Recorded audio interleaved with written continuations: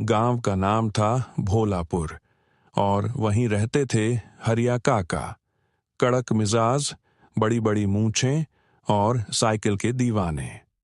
हरिया काका की साइकिल 25 साल पुरानी थी, इतनी पुरानी कि गांव के बच्चों ने उसका नाम रख दिया था झुनझुनी एक्सप्रेस। एक दिन हरिया काका सुबह सुबह पंचायत जा रहे थे।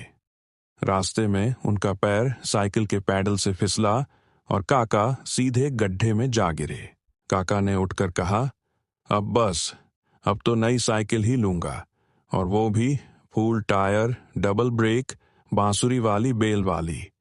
गांव भर में खबर फैल गई, हरिया काका को नई साइकिल चाहिए। गांव के बच्चों में सबसे शरारती था मुन्ना, जो हर किसी की टांग खींचने में उस्ताद था।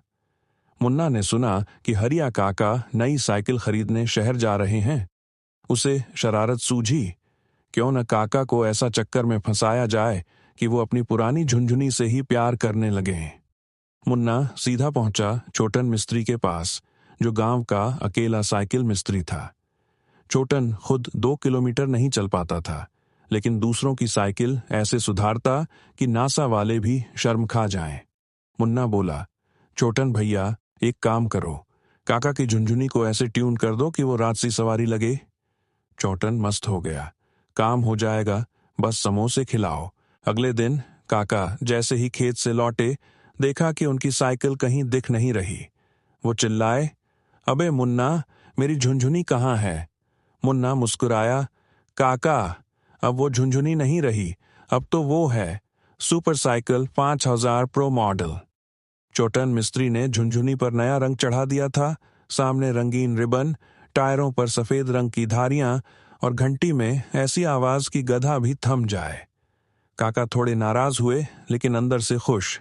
बोले, चलो टेस्ट ड्राइव लेते हैं। हरिया काका जैसे ही साइकिल पर बैठे, लोगों ने ताली बजाई।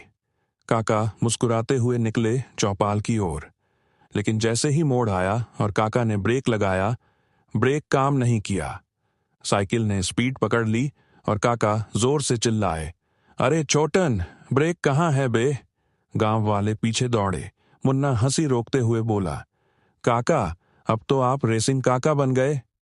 काका साइकिल समेत सीधे पहुंचे पनघट तक और जाकर गिरी झाड़ियों में। छोटन और मुन्ना दौड़े दौड़े पहुंचे।